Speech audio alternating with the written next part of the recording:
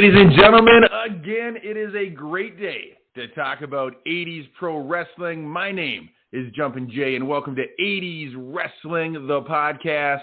And I want you to say hello to the bad guy, Mr. Tommy Fierro. Tommy, how are you doing today, sir?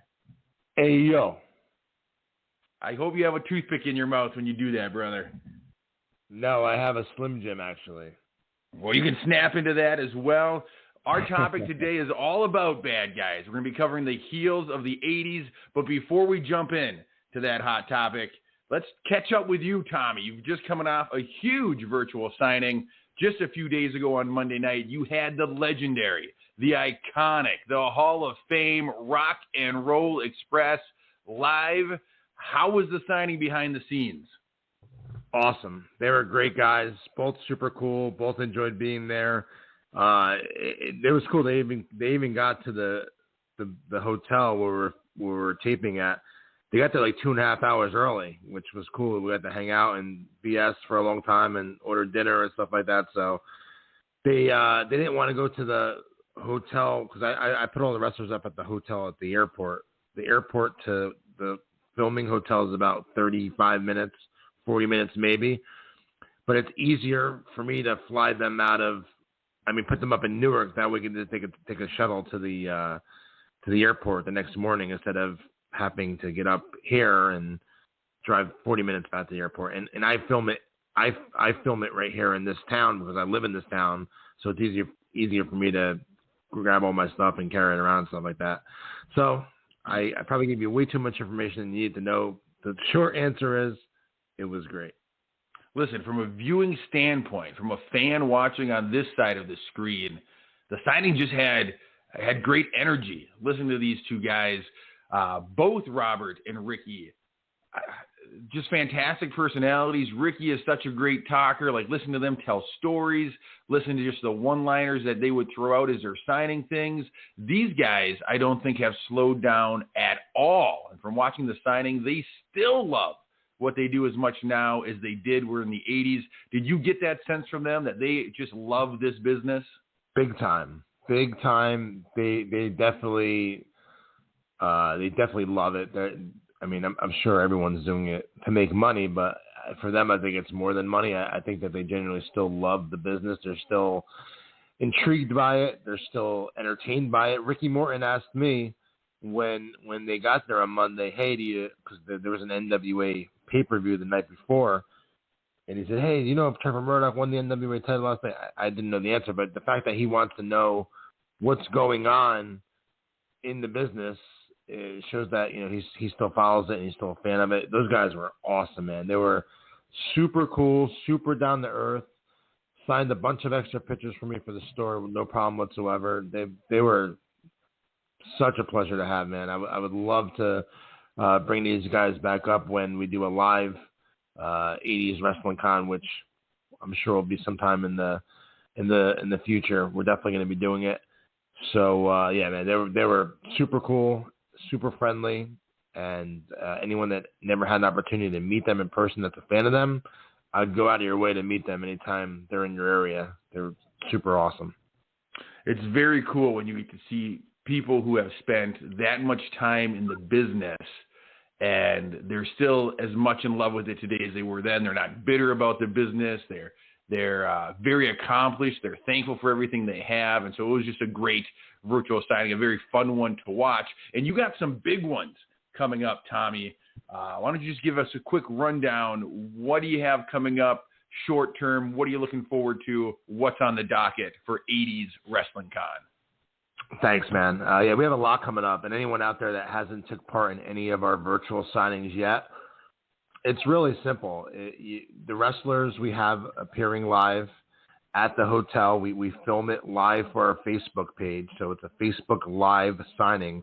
So you go onto the Facebook page and watch them sign live, and you can interact in the chat. Jay, you'd be better to tell that part because I know that you take part in all of them. What's it like as a viewer watching it at home? And then I'll fill in everyone how they can order.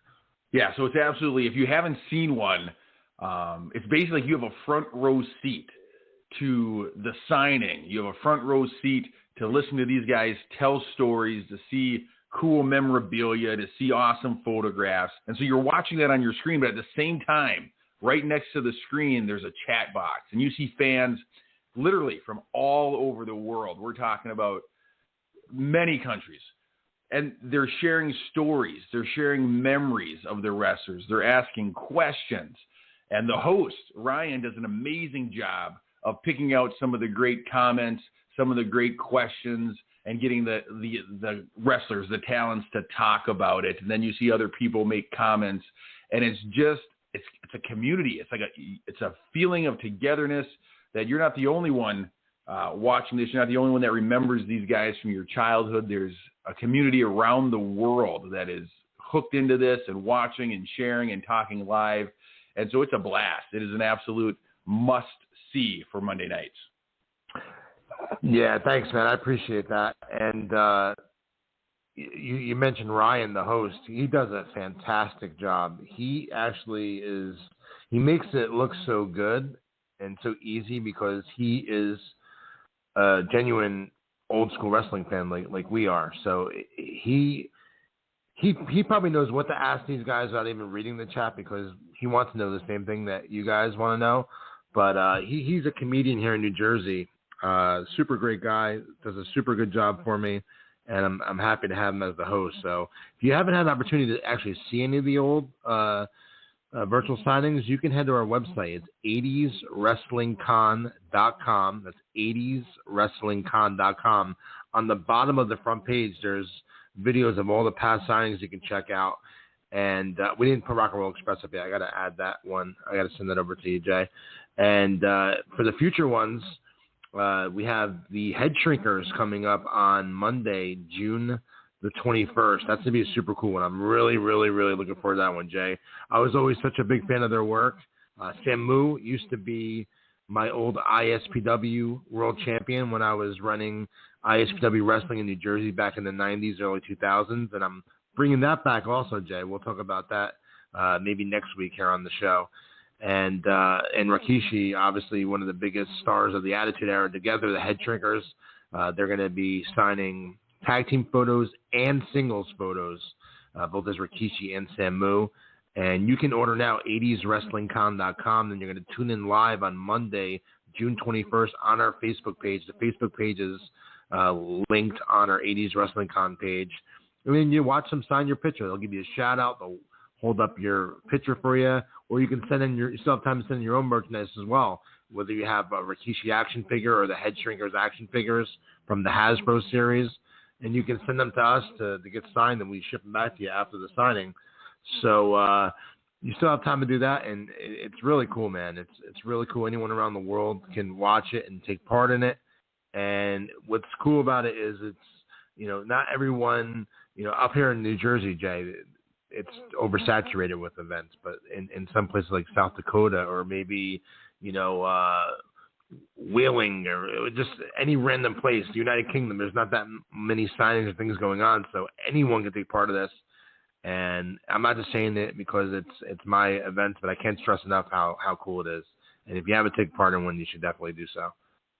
That is right, because not only do these wrestlers not necessarily come to your area, but with just the craziness of the world, travel isn't as easy as it once was. And so to be able to sit in the comfort of your own home and feel like you're having an intimate event with these superstars is absolutely incredible. We appreciate all the hard work that goes in behind the scenes, not just getting these guys there. Like, you got to get them there, you got to give them the hotel, but the amount of pictures and the amount of memorabilia that you see getting signed during one of these signings, just to keep that all straight and then to get it out to where it needs to go, it more complicated than I could probably handle, Tommy. So thank you and your team.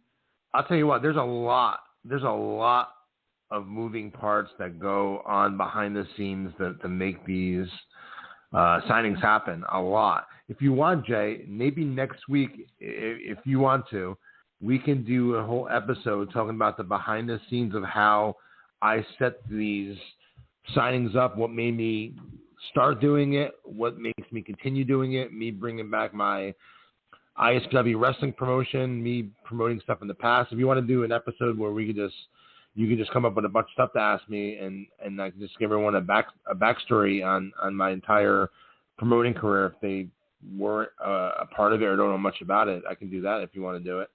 I think that's a great idea. I think people are curious because all of us grew up as fans, but not all of us were able to turn our love of 80s wrestling into our livelihood, and you've done that. And not only do you do that, you continue to add pieces to it. And so I think our listeners would love to hear some behind-the-scenes stories about how this whole thing got started, how you decide what to do next, whether it's branching out to a brick-and-mortar store, you're bringing back an independent pro wrestling promotion, you got these signings going on, you just mentioned you'll probably look at doing another in-person signing soon. And so, yeah, I think that's a great idea. I think our listeners would love to get a glimpse behind the curtain, so to speak. All right, next week we'll do it. Let's do it. But this week, the topic at hand is the best heels, the bad guys, the wrestlers we love to hate growing up watching wrestling in what we refer to as the golden era, the 1980s. Tommy, I know in your heart of hearts, you love the bad guys. Am I right? Oh, yeah, man. Absolutely.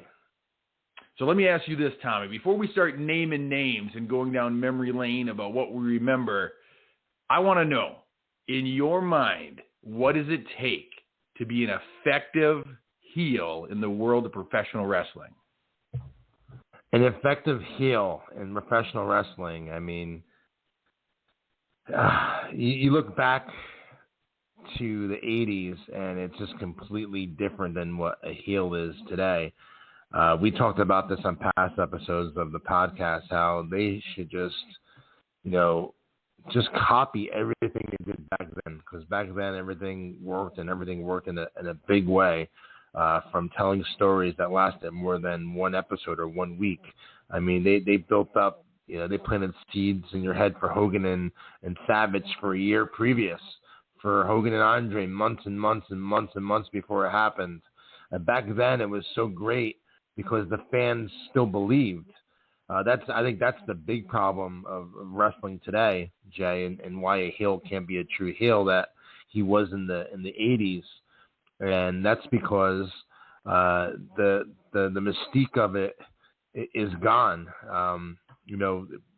Today, they can see the magician's tricks, and back then you couldn't. There was no internet back then. There was no dirt sheets back then. There was no. You didn't know what was going to happen unless you were behind that curtain in a part of the wrestling business. And I think that's the main reason why a heel is not effective as a heel back in the 80s.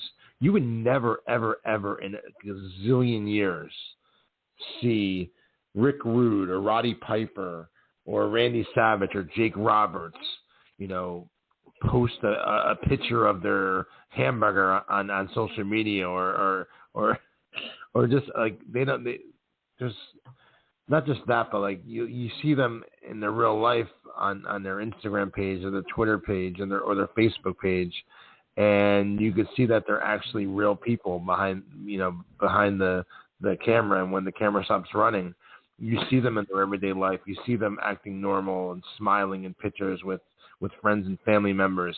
You would never see that in the 80s. And I think that's a big problem why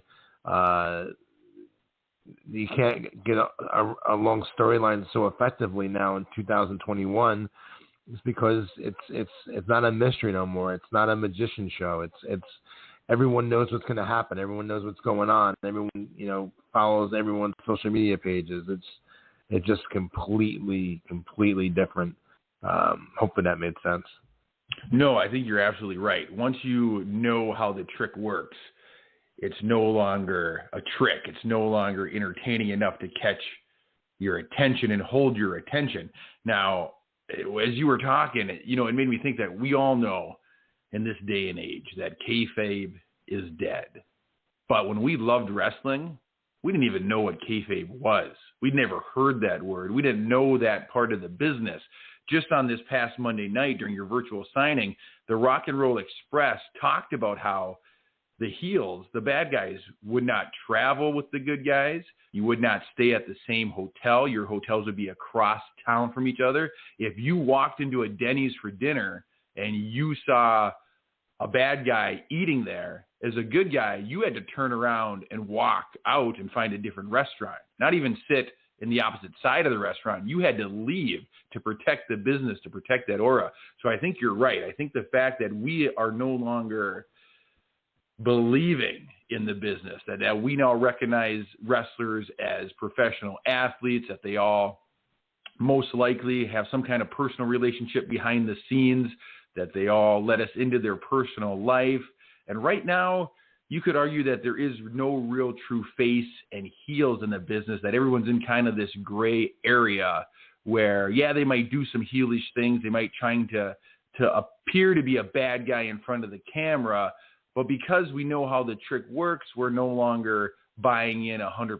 So I think you're absolutely right. That part of the business has left, and that's a detriment to the business. That's a bad thing that we no longer have that we can no longer sustain our belief while we watch the program. So I think you're right on the money with that, Tommy. So let's focus then on the 80s.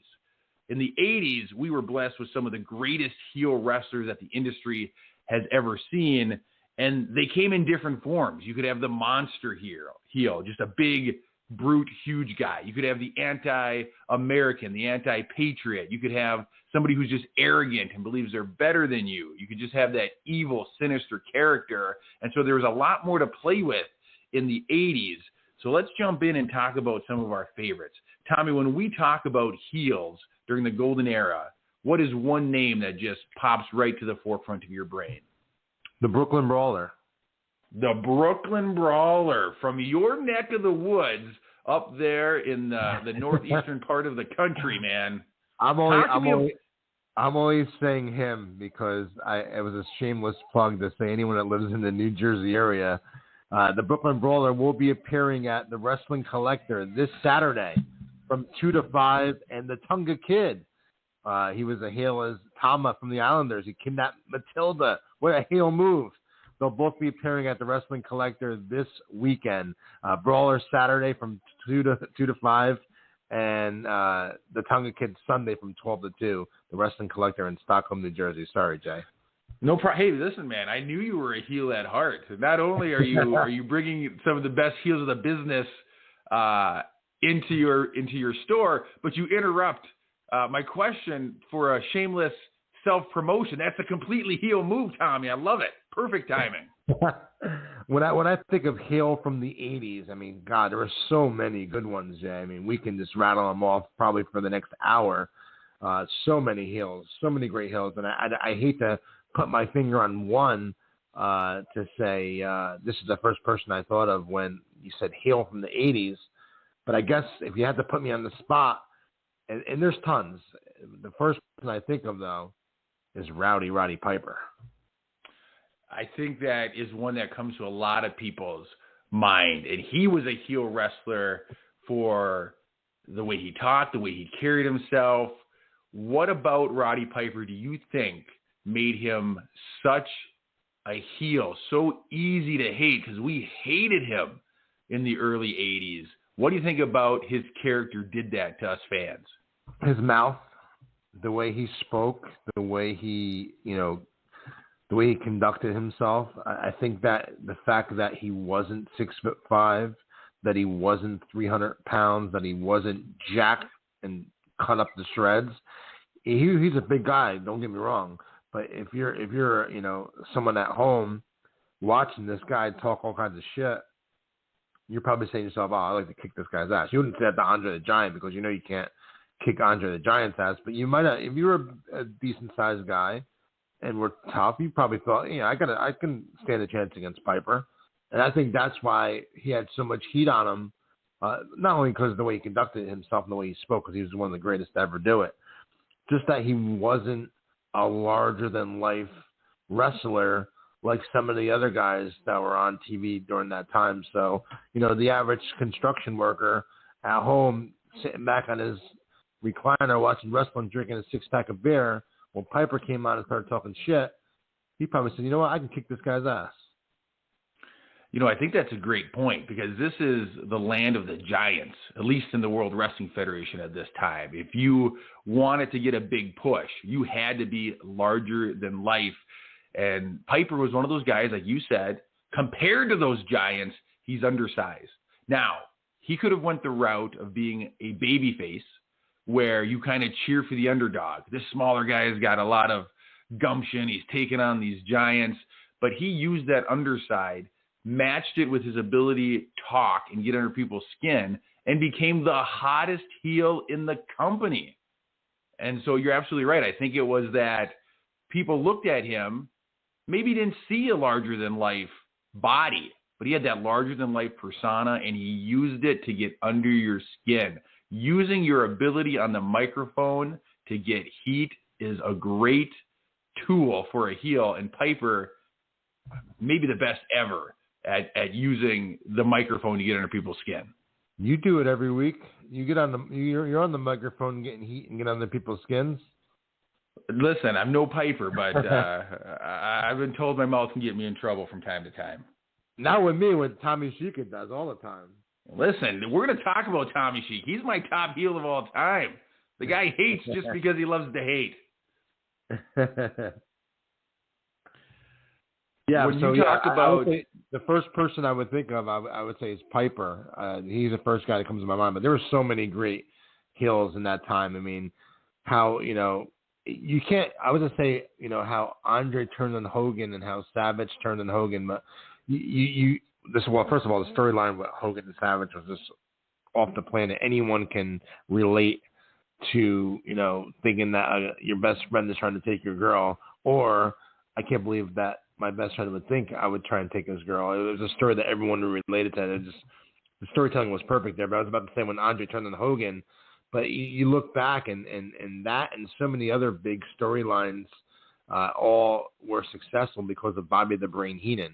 So when you're talking about heels, I know we had our own separate episode on 80's managers a couple of weeks back, but you got to put Bobby Heenan up there as one of the greatest heels ever.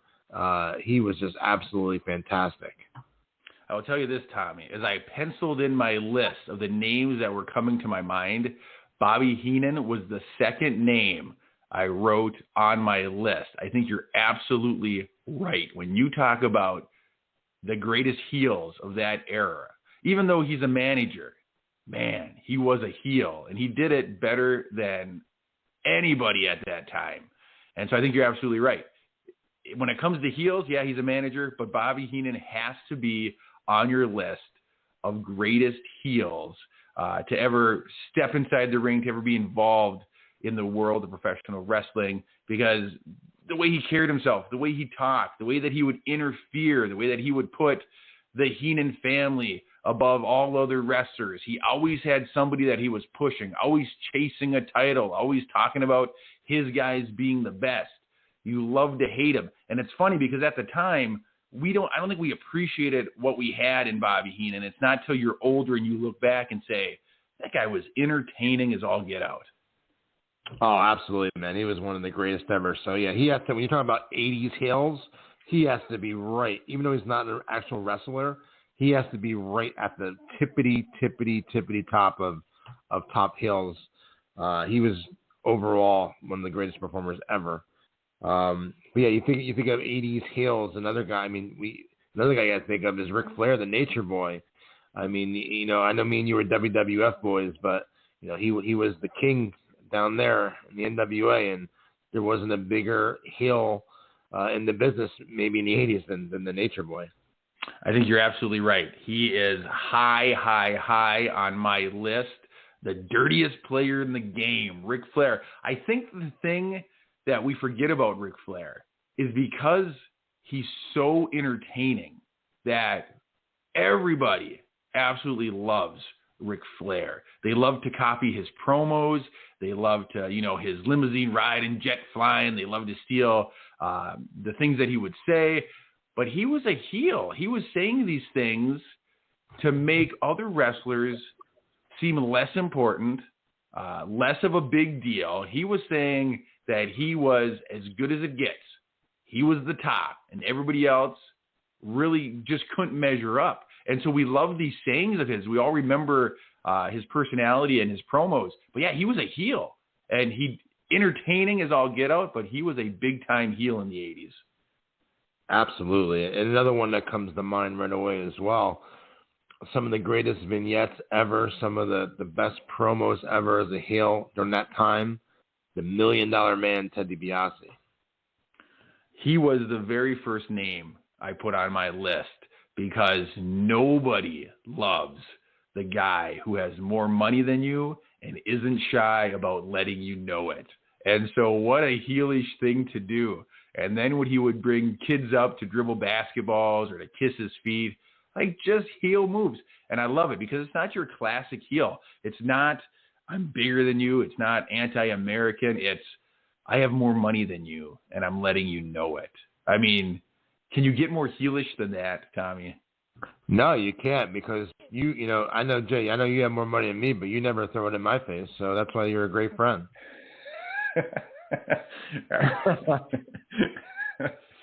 We've never talked about finances, just so people know. I know your finances, brother. But I will say, DiBiase on screen was like plain and simple a jerk. Jay has a yacht, by the way. Yeah, you know, Minnesota, we're known for the land of 10,000 lakes, and putting a yacht on a lake is a baller move. Listen, one of our listeners, Jay, they spotted you in St. Cloud over the weekend, and you were on your private yacht with Baron Von Reschke. So don't bullshit me, man. Listen, man, that would be a great way to spend a day on a boat with Baron Von Reschke. I'll tell you what, you get that booked, I'll fly down there for the weekend. Me, you, and Baron, and maybe we can get Boris Zukov too to come. Listen, I'm game. Let's do it. Boating, oh brother, boating with Baron. Let's do it, dude. That could be a. We gotta call up Baron. We'll be boating with Boris. Look at you, dude. You gotta pitch this to some kind of network, the WWE network. Call them up. Yeah. Either way, can we do BW? Let's copyright BWB. If we can't get Baron, we'll get Boris. If we can't get Baron or Boris, we'll get Brutus. Brutus would be up for it. Yeah, I'm sure he would be. He would be. Boating with Brutus. I like it. That's not a bad. Listen, you got to make some phone calls after this. You get a haircut while you're on the yacht. Yeah, I would definitely be up for a haircut. I'm getting a little long on top. Open bar, and open barber chair. All right, let's get back to business here. So yeah, with Ted DiBiase, I mean, the vignettes he used to do with him, you know, having a kid dribble a basketball 9 times and he kicks out on the 10th, you know, giving someone money to do something dastardly, they do it and then he takes the money back. I mean, I was watching something in the story yesterday. I had on an old wrestling challenge when he first debuted, and he gave some jobber money to wrestle the other jobber because he didn't want to wrestle. And I hate to say the word jobber, enhancement talent. And the other guy beat him, and then he took the $100 back out of the guy's tights after he lost. So I mean, stuff like that was classic, and the vignettes that he filmed were classic. And another person that filmed absolutely phenomenal vignettes as well, and I'm sure he's high up on your list too, Jay, for top heels in the 80s, was Mr. Perfect. I've shared with you in the past that Mr. Perfect was the first heel wrestler that as a kid I actually found myself cheering for and getting behind. And it's because he was a tremendous in-ring performer. His promos were entertaining. And so I had a hard time not liking the guy. But yeah, I mean, just calling yourself Mr. Perfect is enough of a move to make you a hated heel during this time. And then those awesome vignettes where he'd be playing basketball, golf, pool, and he's sinking every shot. I don't know. There was something about him that I just absolutely loved. But yeah, he's a top heel because he's always on the heel side of things at this time in life. And so he was a bad guy, but he was a bad guy I actually loved as a kid. Yeah, I was a big Perfect fan as well. You know, back then, you know, they were able to, you know, persuade you through their storytelling of who to like and who not to like. But I'm with you, Jay. He was one of the guys who was a heel, but he was so good and so entertaining, it was hard not to like him. And eventually, you know, he did turn babyface during the latter stages of his first run in WWF, and I'm with you, man. When I told you when I used to play the arcade game, I would always pick him and Ultimate Warrior as my tag team. Yeah, Perfect was just such a good in-ring performer. He looked so good with the Intercontinental title when I was a kid that, yeah, I just loved to cheer for him. He had great matches with everybody, and the Perfect Plex was just such a fun pinning move. I would do it to my wrestling buddies growing up. A little harder to get your brothers in it because, they would fight out of it. But the wrestling buddy, I'd always Perfect Plex him and get the win. Nice. Another one up there as well. You got to think of when you're starting to rattle off these names. Obviously, I mentioned Randy Savage earlier, and that goes without question. Him as the Macho King, one of the greatest heels ever, one of the greatest baby faces ever, just one of the overall greatest performers ever. But you think of Macho Man, you got to remember his heel run as well with Scary Sherry and turning on Hogan and wrestling him at WrestleMania 6. I'm sorry, WrestleMania 5, and then he was just the best of both worlds. And Piper too. When Piper turned babyface, Piper was super over as a babyface too. But that's because he did such a good job as a heel. And same with Savage, man. When he eventually turned back again, he is someone that there's only a few people you could probably think of on one hand that had super successful runs as a heel and a babyface. Let's try and rattle off a couple. Hogan, Piper, Savage. These guys are right up there at the tippy top. Andre the Giant. Let's talk about heels. How about Andre the Giant? You're absolutely right. Sergeant Slaughter made a terrific heel. Known more as a babyface. The thing about everybody you're mentioning that had success on both sides is because of their intensity and their believability. They went all in to their character, whether they were supposed to be a heel or a face. And so the commitment they had to their characters, Macho Man especially, he was so intense. Whatever side he was on, you 100% believed it. Absolutely, man. Absolutely. And then you see when who else was a great heel? Paul Orndorff. And I know that we always mention this, that this was my favorite angle ever, and it is. But he was a great heel, man. Him when he turned on Hogan, and when he used to come out to Hogan's Real American song with his robe on, and he was fantastic. He was awesome. He's someone that I think should have been the world champion at that time. Imagine him as a run as the world champion. He would have been awesome as a heel, as the champ. He would have been fantastic as a world champion because the turn against Hogan is iconic.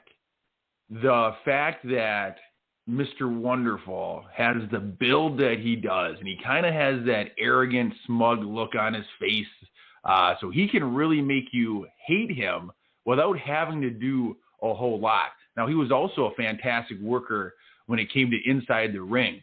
But yeah, to betray your best friend, to turn your back on Hogan, big time heel heat when he did that.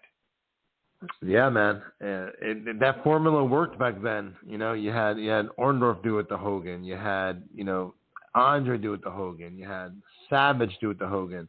You had Sid do it to Hogan. You could have had Sheik Tugboat do it to Hogan. They were talking about it, and like you said, they would have found a way to make it at least work. It wouldn't have been as good as what we got, but they would have at least done their best to make it work. Yeah, so let's continue our conversation about wrestling heels of the 80s.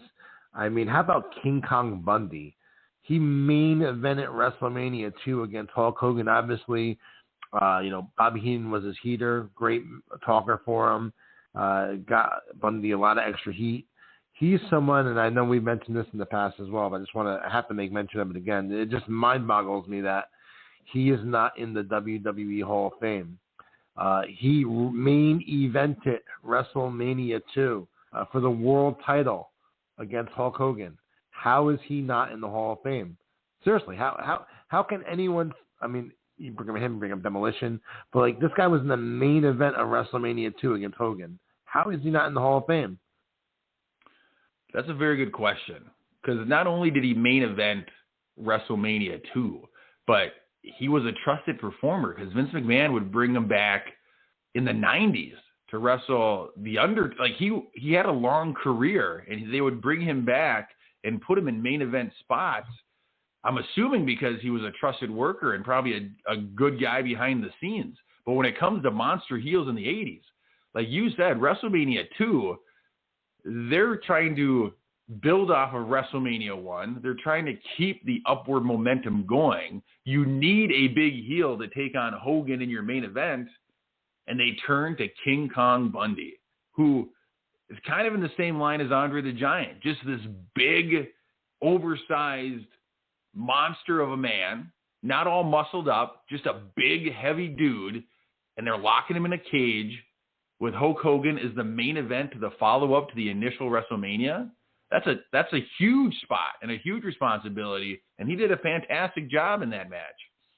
Yeah, man, the storytelling in that match also previous where, he broke Hogan's ribs, and just the whole setup of it was good. It just boggles my mind that he's not in the Hall of Fame. And another person we need to mention as a top heel from that time was his former tag team partner, Big John Studd. I don't think Big John Studd gets the recognition that he deserves. I know a lot of times we ask Tommy Fierro, overrated, underrated. What do you think about Studd? Super underrated. Right? Super underrated. You don't hear his name enough. You got to remember, he was in that Hulk Hogan's Rockin' Wrestling cartoon. He was the first line of the LJN figures. He even goes back. They had him win the Royal Rumble. He had a big career. His feud with Andre. He was a big part of 80s wrestling, and it's someone you don't ever really hear his name mentioned in conversation. We talk about 80s wrestling, and he was right in the midst of all of it. So how about WrestleMania 2? Him and Refrigerator Perry at the end there at the Battle Royal. Like he played a big part in the early success of the WWF from 85 and 86, that era. Yeah, you don't hear his name mentioned enough. He was a big star then. He was a huge star. Like you said, he was part of the first line of the LJNs.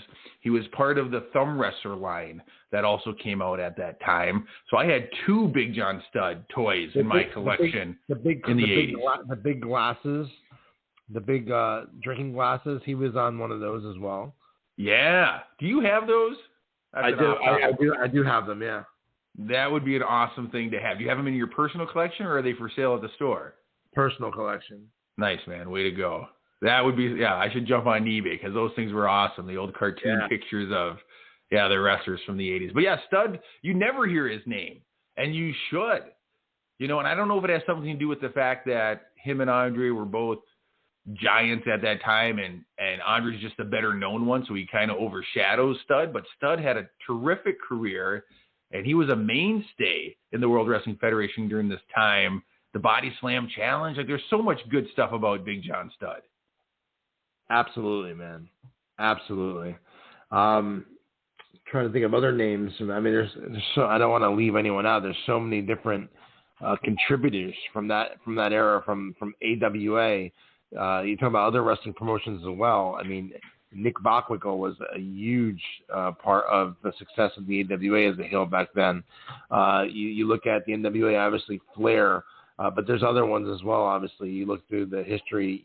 Tully Blanchard and the Midnight Express and the guys working down there as heels. And you look elsewhere to World Class Championship Wrestling when the Freebirds were hot heels against the Von Erichs. So I know that we always talk about just WWF, and that's primarily what we're going to talk about. Not because we're being biased, just that's what me and Jay grew up on, and that's what we watched 95% of the time.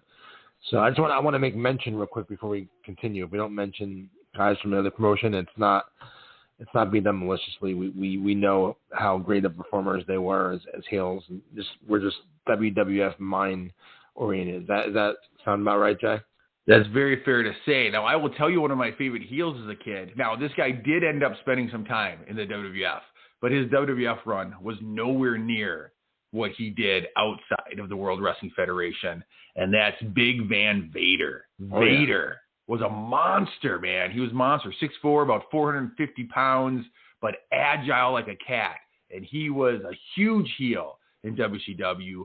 Big Godzilla type structure when he would go over to Japan. So just a monster heel that did his best work out of the World Wrestling Federation. But Vader as a heel in the 80s was amazing. Stan Hansen, another one who, amazing heel, huge in Japan, just vicious, stiff in the ring, scary as all get out, intimidating. Stan Hansen.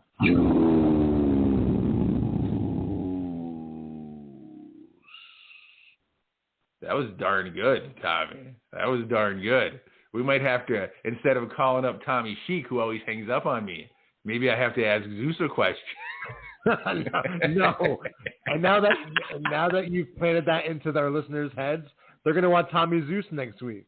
Tommy Zeus.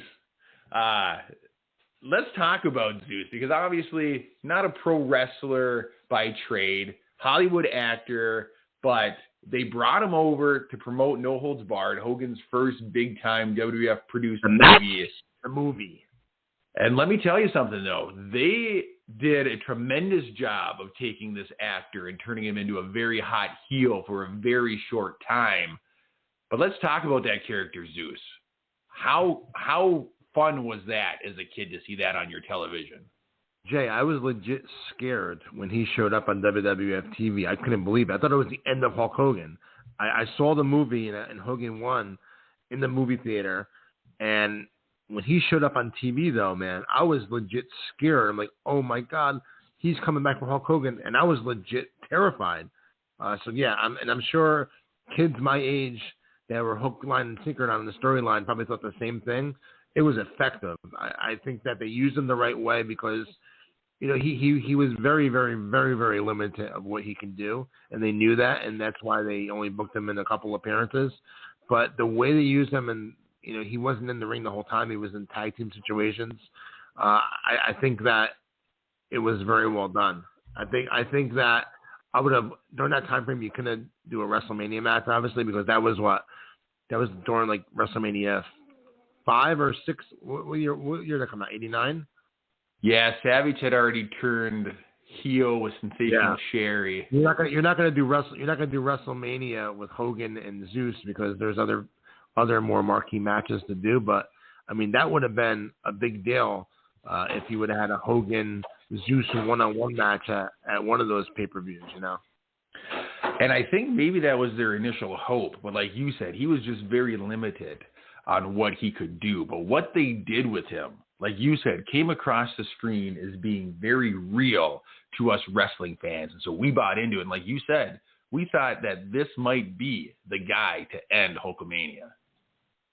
Yeah, I mean, and that's the good storytelling that back then with heels, is that you pretty much thought every heel was going to be the next guy to destroy Hulkamania.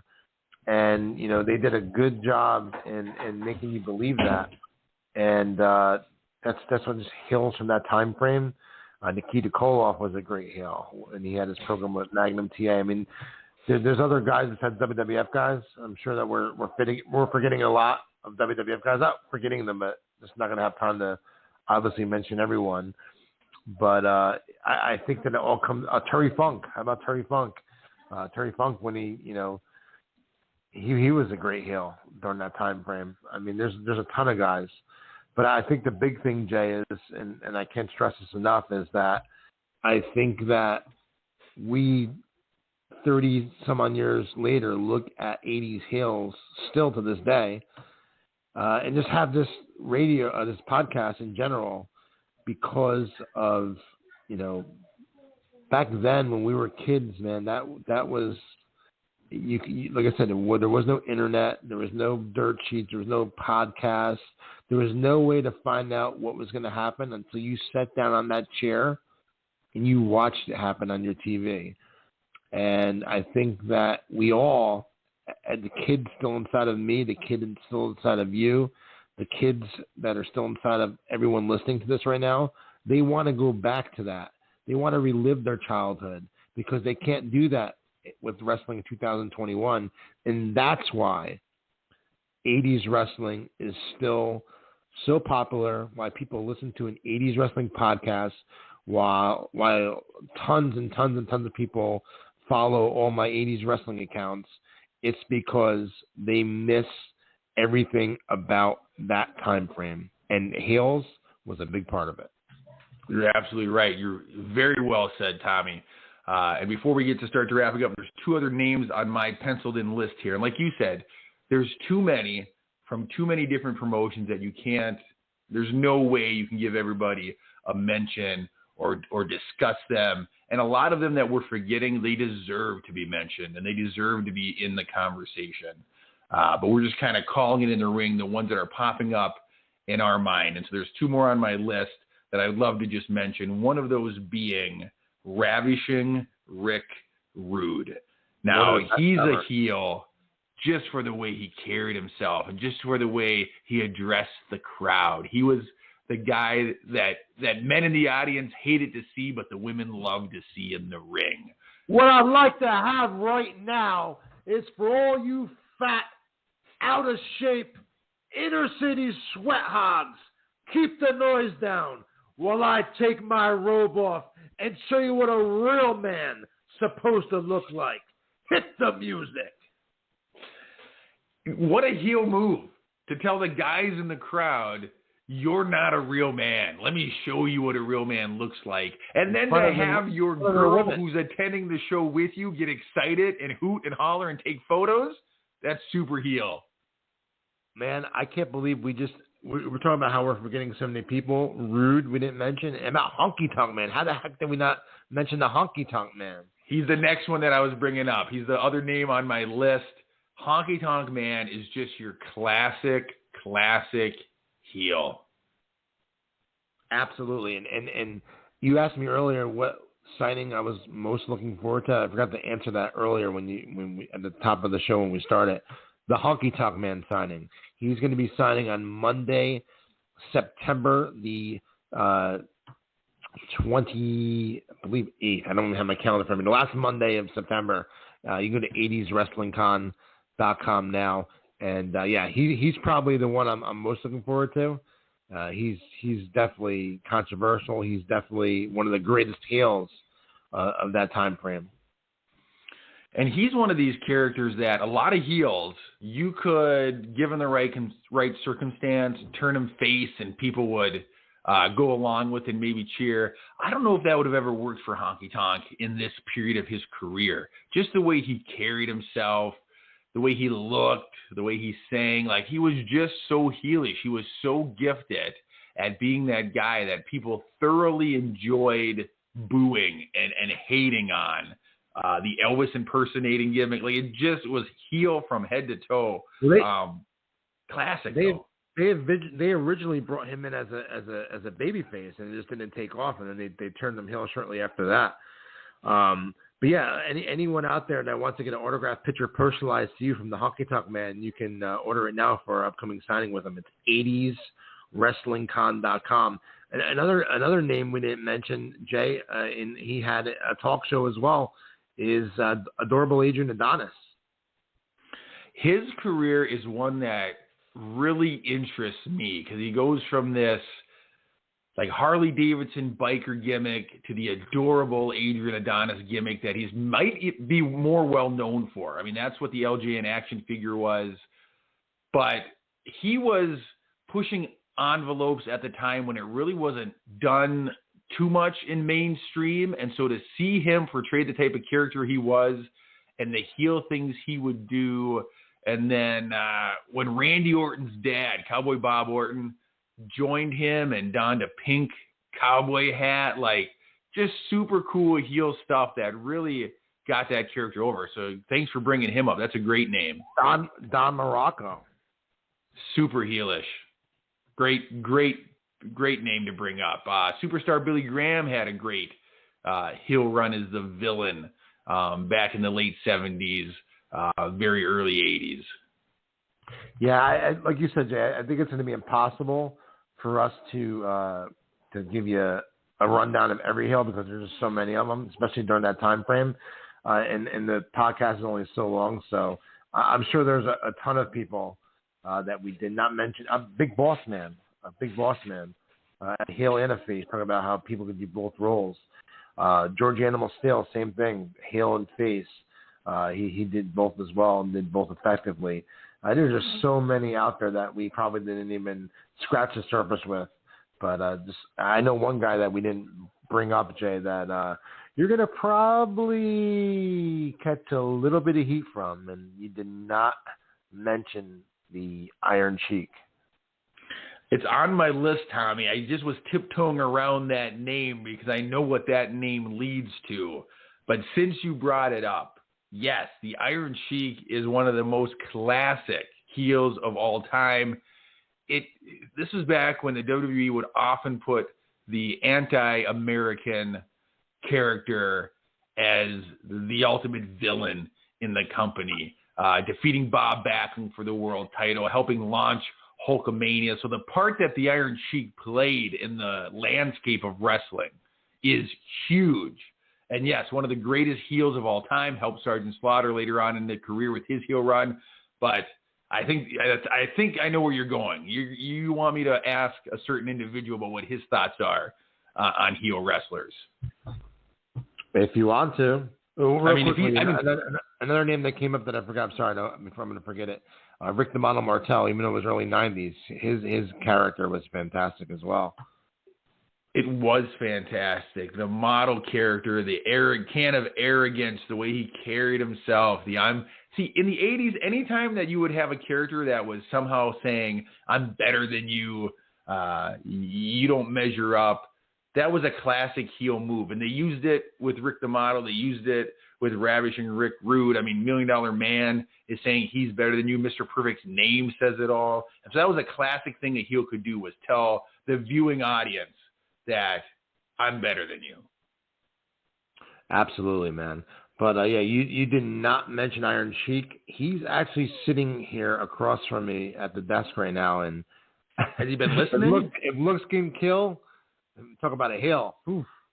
All right. Well, if he's willing to talk, I would love to get his take on what it takes to be a good heel. Sheik. Hello. Hello. Hello. Hello, Mr. Sheik, sir. This is Jumpin' Jay from 80's Wrestling, the podcast. Thanks for coming on again. I'd like to say hello to all the wrestling fans all around the world. All of them. No, when I talk, you're not talking. When I'm talking, you're not talking. First of all, I'd like to say hello to all the wrestling fans all around the world. They know the real champ. You talk about fucking heel. I'm the fucking real heel, motherfucker. I'm the heel. This is bullshit. Sheik, do you... No more questions. I actually didn't ask a question. I didn't even ask one yet. I was just... No more question. I welcomed you to the show is all I did. He's gone, man. He's gone. Tommy, I didn't even ask him a question. I just welcomed him to the show. Well, I think he was a little offended that he's a 80's heel WWF World Heavyweight Champion, and you told me, he heard you, he was sitting here, that you had two more names on the list. It was Rick Rude and Honky Tonk Man and not him, so you just saw his face lit up redder than a light on a Christmas tree. Listen, when you talk to him later, tell him he wasn't... No later, motherfucker! No more later! This is last time that Iron Sheik come in his fucking piece of shit podcast! Bullshit! That's all. I'm done. Well, you heard it here first. This is the last time Tommy Sheik is going to be appearing on the podcast, Jay. So that's it. He's leaving. Well, that's too bad. I mean, I feel bad. I didn't even get to ask him a question. But I guess if he's not willing to come back next week, maybe you could make a phone call and see if Tommy Zeus is available. That's funny. Tommy Zeus. I'll tell you what, if I get 10 DMs from now to next week saying Tommy Zeus. Tommy Zeus will make his debut next week here on or Bushwhacker Tommy.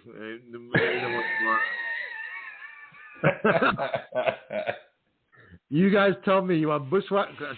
Tommy Sheik's retired after tonight. You either tell me if you want Bushwhacker Tommy or Tommy Zeus. I don't think we can lose with either one, so I can't wait for what the listeners come to you and DM you with. That was a fun episode, man. We could talk all day about 80s wrestling heels, and they're such a huge part of our childhood. They're such a huge part of our memories.